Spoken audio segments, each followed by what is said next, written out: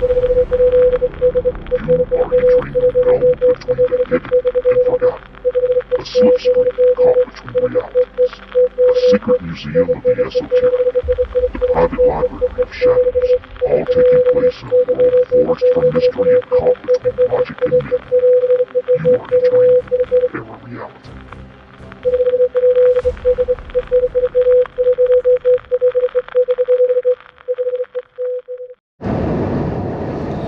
Well, it's Thursday, May the 1st at about 3:15 in the afternoon. I am headed on 40 East to beautiful Townsend, Tennessee in the Smoky Mountains, going to the Smoky Mountain Bigfoot Festival.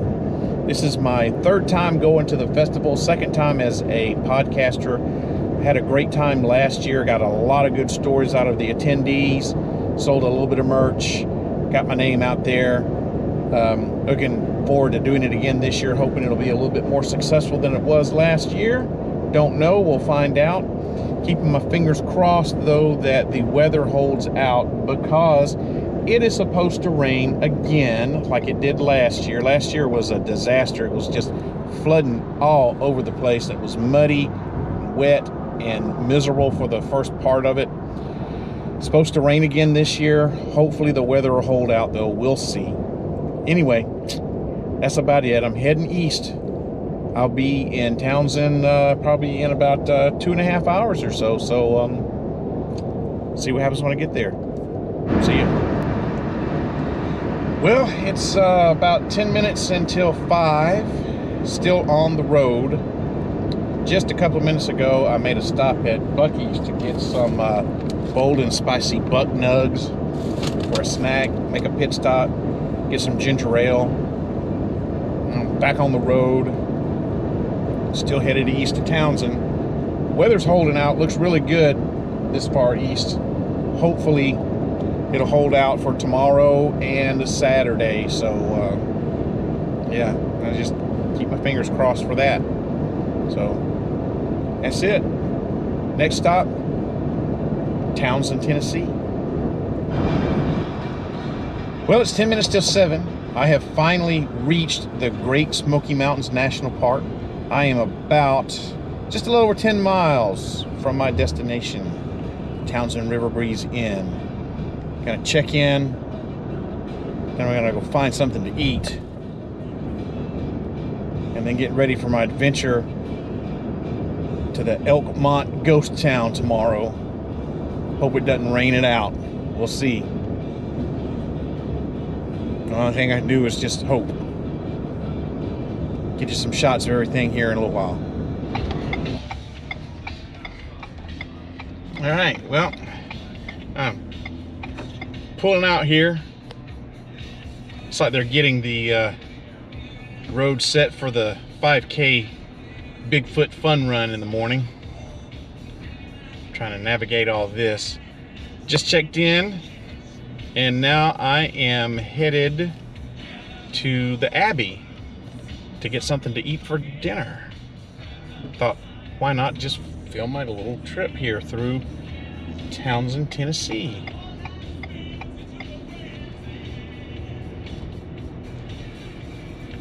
They call this place the peaceful side of the Smokies, and it certainly is. It's very quiet, not a lot of traffic. It's not heavy with tourism and stuff through here. I really like it.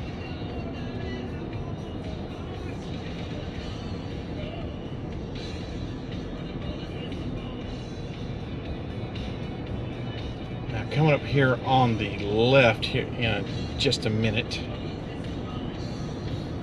is where the festival is going to be. Right over there, you see the tent. There's the speaker tent. But that's where the festival is going to be, and that's where I'm setting up shop. I said tomorrow, it's actually Saturday. Setting up shop Saturday. Yep.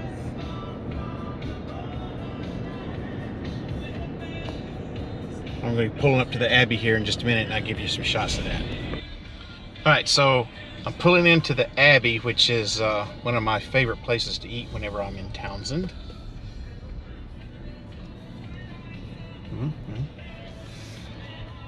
This is a very popular spot. They have good food, great atmosphere, man. It's right on the river. It's wonderful.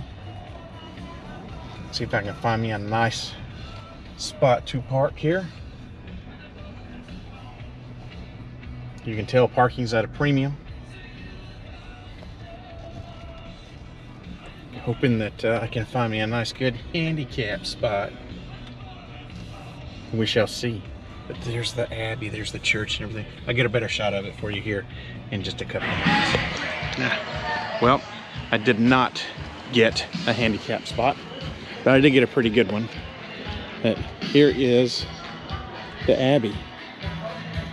I love this place. This is a great place to eat. They got some live music going on tonight. Hopefully I'll get out on the patio and I get to show you guys some of the Abbey from the patio. Cool. Alright, so that's the view from the patio of the Abbey. Here's the patio and there's the back.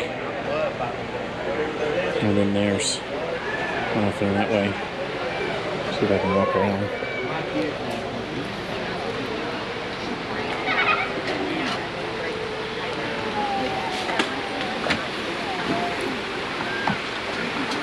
It's pretty good. This is what makes this place so special. And I love coming here. Just sit out and relax, have a nice meal, the food's good, had some fish and chips. Just listen to the sound of the river, it's great. Just about can't beat it.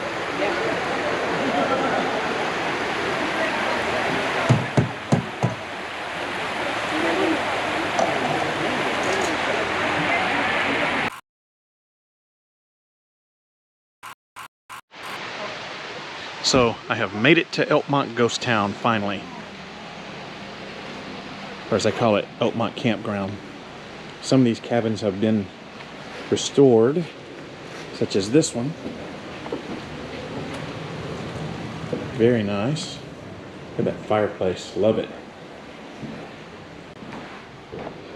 Oh, the floor is way crooked on this. This is just the first cabin I came to.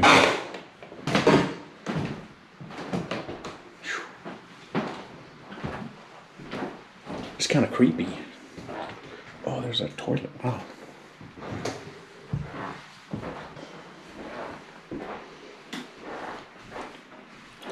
So, back in the early 1900s, Elkmont was a campground for the wealthy, basically. You could come here, I think you had to have a membership, and people would come here to vacation in the Great Smokies. This looks like it used to be a kitchen, yes. And for whatever reason, it slowly fell out of favor and just kind of got abandoned and forgotten about and swallowed up by the Smoky Mountains, basically. And there's been, over the last couple of decades probably, there's been renewed interest in it, and they have started kind of restoring some of these old cabins, so interested parties, tourists like me, could come in and take a gander at them. So yeah, here I am.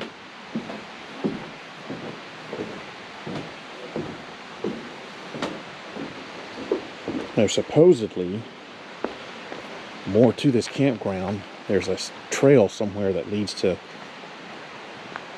really abandoned places. I'm going to see if I can try to find that as well.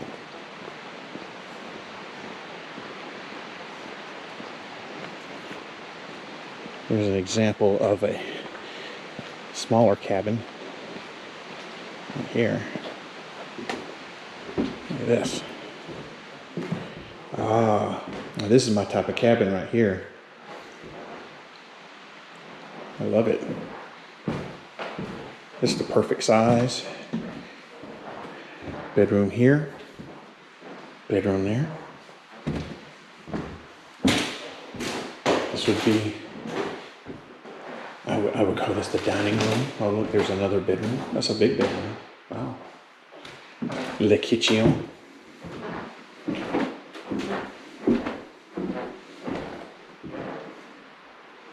Nice little storage.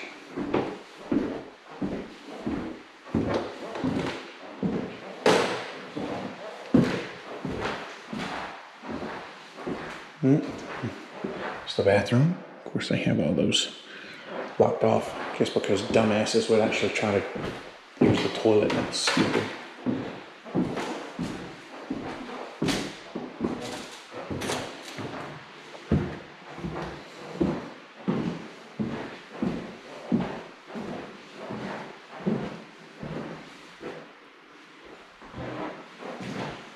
Very nice. Yeah, I like this place. Of course, this is a 3-season cabin. There's no insulation. You can definitely feel it because it is cold in here.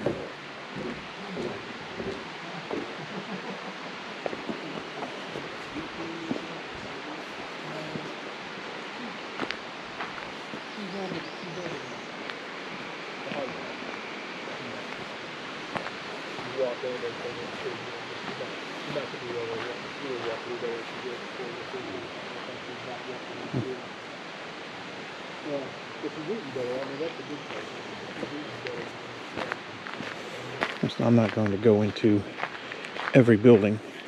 I don't have time to do all that, but I am going to go into some of the more interesting ones.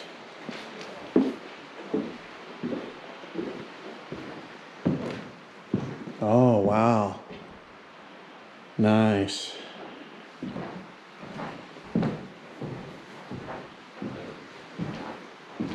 Ooh. See those dudes right there? They're patrolling the parking lot, looking for stickers on cars.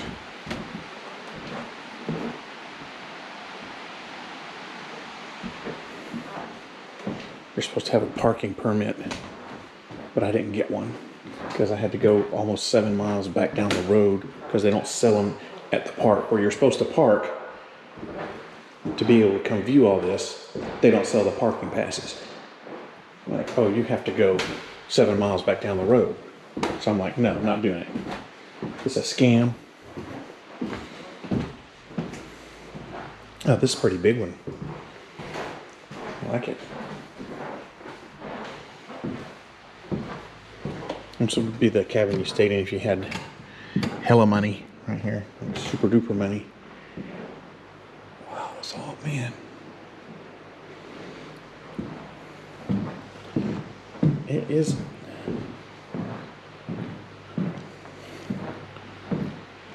Kind of looks bigger on the outside than it actually is on the inside.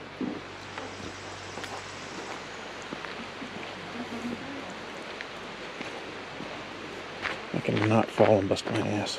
That would be great.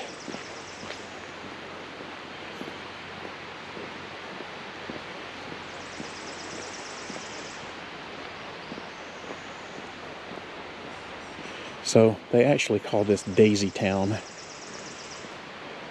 Oh look. Okay, so I had to go look at these two little creepy cabins in the back here because, you know, I'm me.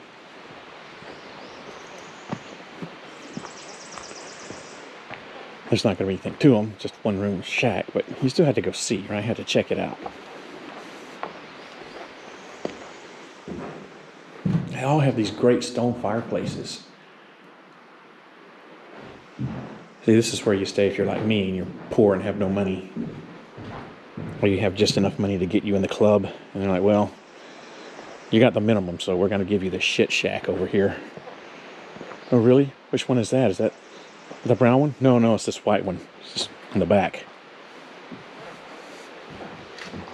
It's this one. This is where you'll stay. Oh, great, thanks.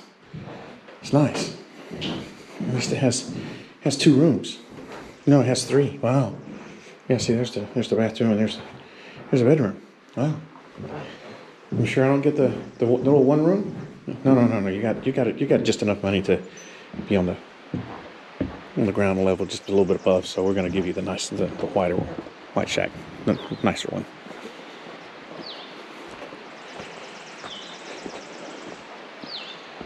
Holy crap.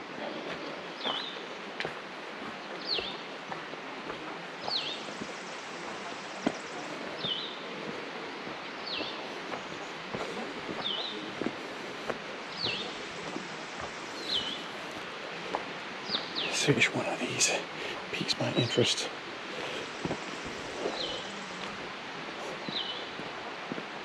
All right, here we go.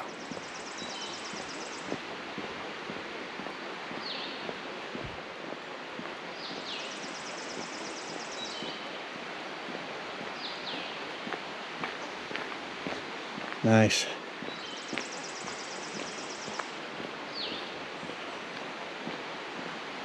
I don't get the sense of creepiness or anything, you know?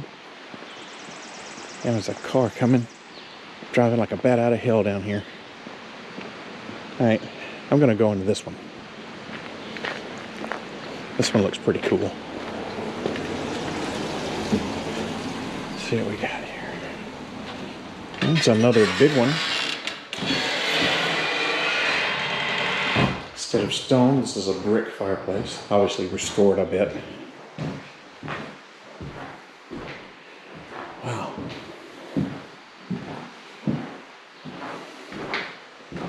Ooh. Man, looters would pay people would pay a lot for that tub. People would pay a lot for this too. Yeah. Nice little porch on the back. Yeah, cool.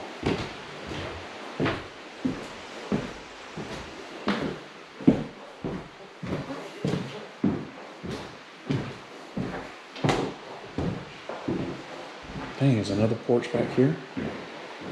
And the floor slopes, good God. Or maybe this was I don't know. That was the kitchen? No, that was the kitchen over there. What would that have been? Who knows? I love the double fireplace. Too bad they bricked it up. Could have just left it. But no. Definitely not a lack of porches on this one.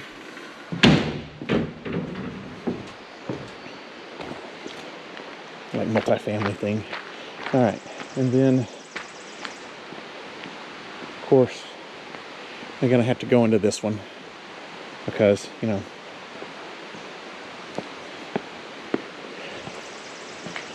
it looks like a cabin, how they have restored it.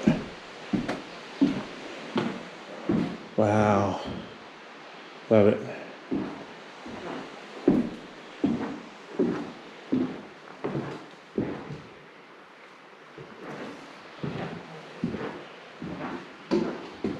That's too modern of a sink. This, you would say, would be the primary because it has the door to the bathroom.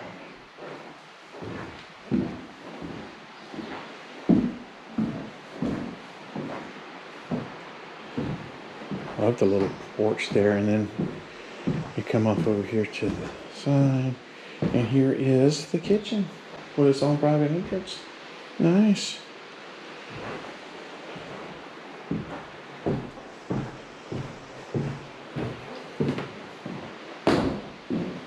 Well, I didn't hit all the cabins. Of course, I didn't want to.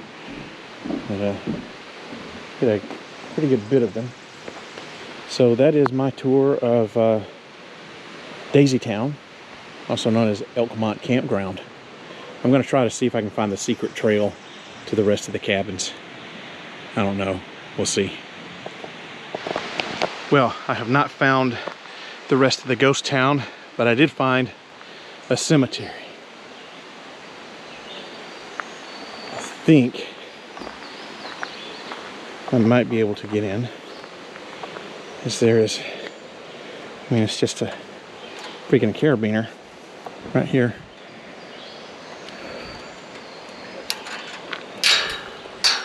There's no sign that says I can't go in. So here I am. I'm in.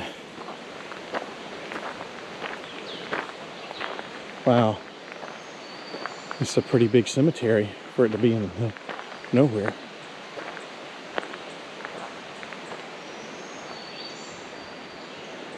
But 1932. There's just a marker with nothing on it. I see stuff here as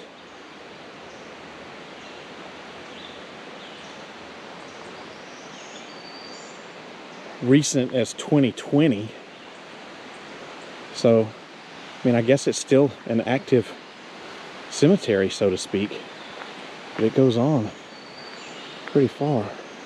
I mean, a lot of these stones are modern day. But that doesn't mean that... See, like this one, I don't know how well you can see it. I'm trying to be respectful here. That one says 1930, so this was a day-old infant, but look how modern this stone is. So it's got to be like a family-maintained deal, you know? And they put modern stones up on these graves. See, this one is 2020.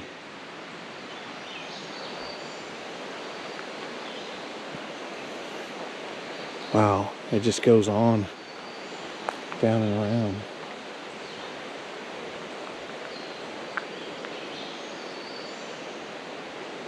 There's 19... That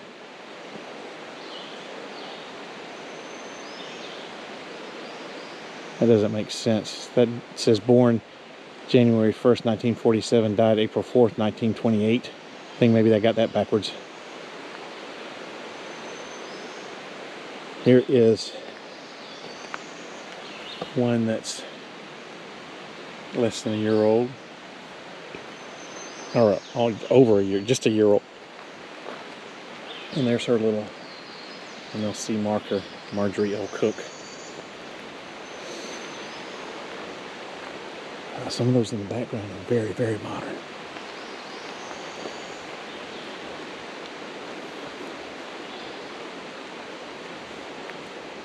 That's how a lot of these headstones, you'll see that one, and that one, and that one, that one, and that one, and the one next to it, they have rocks on top of them. That's like a tradition.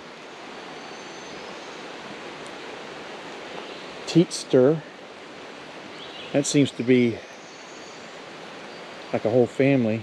There's a Teatster, 38, that only lived just a few days. That was Paul Teatster. Lindell Teatster only lived just a few days. It's both the same birth and death date, April 18th, 1938 and April 20, 1938. Paul and Lindell, so they were obviously twins. And then Ernestine Trenton, born on December 5th, 1938, died on December 14th, 1938. A lot of young deaths around here. Ray Whaley, born and died August 12th, 1941. Earl, son of Mr. and Mrs. Frank Trenton. There's that Trentham again. There's Trenton and Teatster. Those are popular out here.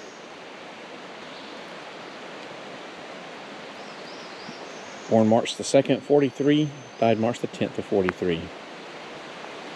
James Caudill Jr. Born and died February 12th of 1973. Wow. But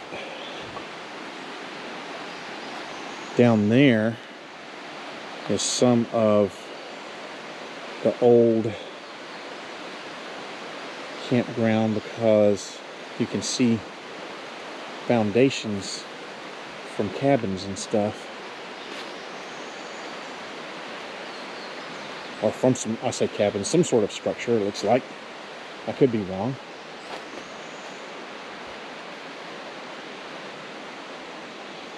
Look at this.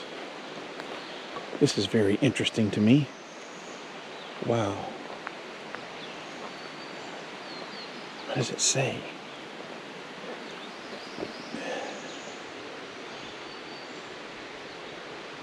George L. Tippins Jr., Dad. I can't tell the date. Martha H. Tippins' mom, October 44 to June 98. Dana Tippins' little sister. It's hard to see the dates on them.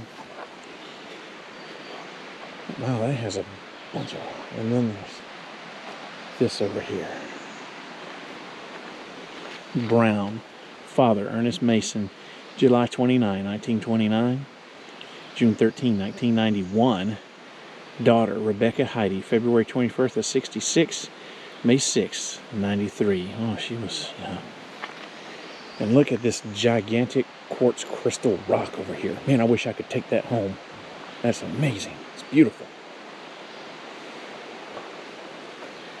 All right. It's a shot of the cemetery from where I just came.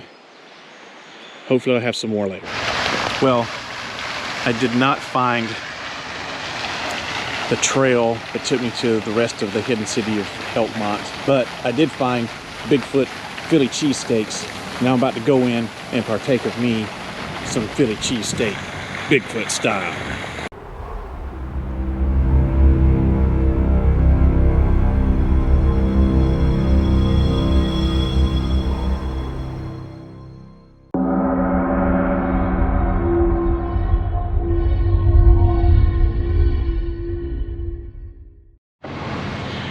All right, well, the festival's gonna get started here in about an hour. I finished setting up, so I thought I would take a little walk through to kind of show you guys what's going on. It is a very chilly and overcast day here at the 2025 Smoky Mountain Bigfoot Festival in Townsend, Tennessee. And we have all either gotten set up or still in the middle in the process of doing it. It's a lot better than what it was last year. I didn't get any video last year because it was raining. Even though it has been raining this morning, it's not currently raining. It was pouring last year, and we were right up there, and it was nothing but mud, and it sucked. This year they have us in a different area. They actually have a podcasters area specifically for us. Last year they just kind of didn't know what to do with us, so they just put us where they thought we would be the most efficient or whatever, I don't know, but didn't really work out that well. It was horrible. It's the only thing I don't like about coming to these outdoor festivals. It's all weather dependent on what kind of time you have.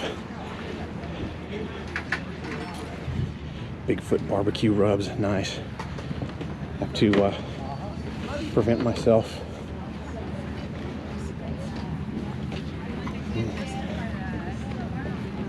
Look, it's Mike Famlett, celebrity. I'll see you later.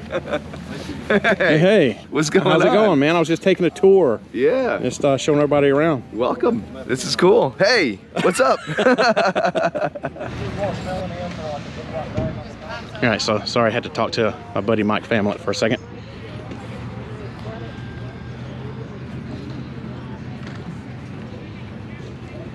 So the typical Bigfoot Sasquatch vendors that you would think of. That's the speaker tent, and I'm directly behind that. We're gonna take a walk down there.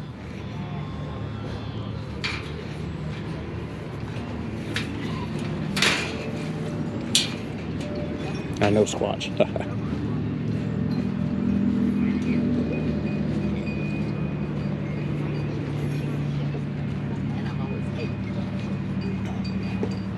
Speaking of Mike Famlett, Bigfoot researcher, there's his tent in the shadow of Big Red Eye.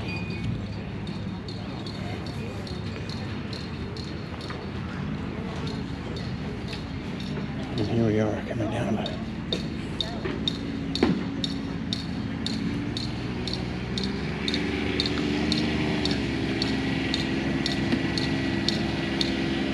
Oh, what a shitty, muddy. It's better than last year, though. Better than last year. Looks like some shit Kim would like. Sandals. Oh, look, there's a thief at my... No, I'm just kidding. He's one of the NCI guys that's next to me. So this is Podcaster's Row right here. This is where all the magic is going to start happening. Well, wait. Yep. Here comes the first line of cars coming into the festival today. Gates just opened 5 minutes ago. Everybody is set up and ready to go. And hopefully the rain will hold off for at least the majority of the day. And we're going to have a good day here at the 2025 Smoky Mountain Bigfoot Festival. Well, the rain didn't hold off. It's now raining, unfortunately. Dang it. Yep. But it's not raining that bad. And I'm hoping it'll only last for just a few minutes. So it's for me, tell me if you get to that point and the rain's okay. Absolutely, yeah. So it's 3 o'clock. We got 3 more hours left. It just doesn't get any worse than this. We'll be fine. So far, had some success. Sold some merch. Sold a DVD. Giving away a bunch of stickers. Decimated my business cards.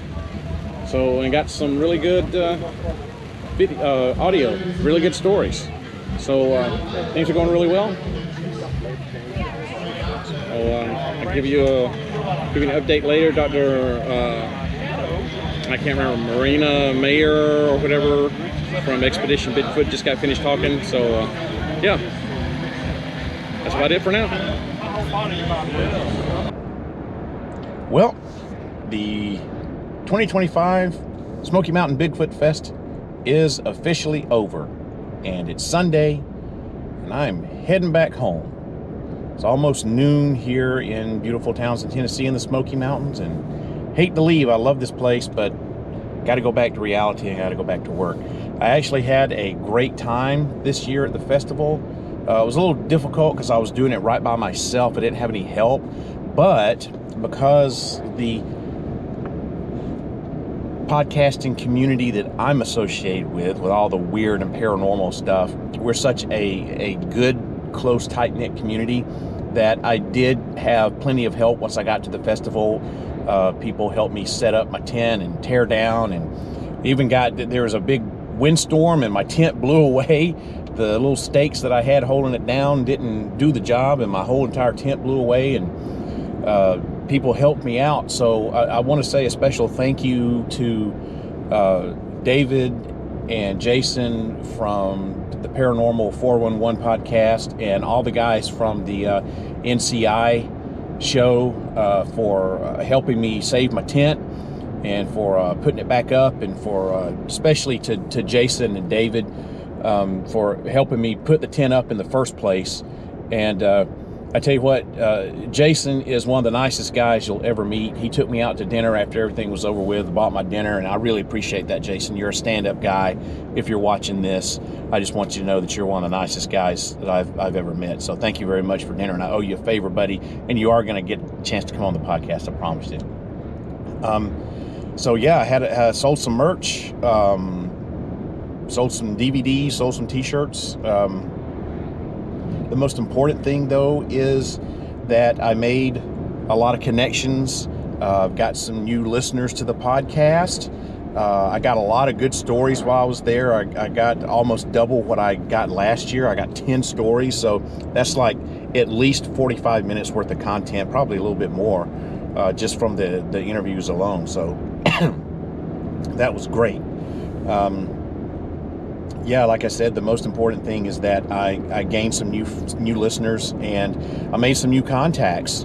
So I'm going to be checking these guys out, and I can't remember the names right now, but I'm going to be checking them out, and we're all going to be trying to do some cross promotion stuff and get on each other's podcast and support each other. I think it's a great thing for us small podcasts, these small independent podcasts such as ours, to support each other, and we need to help cross promote, and we need to go on each other's podcasts and be a guest there, and help them with content, help them with guests, and it also helps each other gain new followers. So it's a good thing. I don't know that I'm going to go back next year, 2 years in a row. This is actually the 3rd year in a row I've been.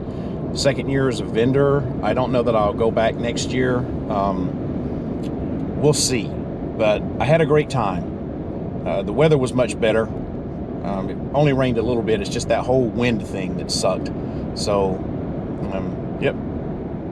Good times. Good times. So, Smoky Mountain Bigfoot Festival 2025 coming to an end, and I'm heading back to Nashville. And I'll see you guys on the flip side. If you wish to change, you must first lift the veil of ignorance that has been cast over your eyes. Only then will you see the true power of the universe.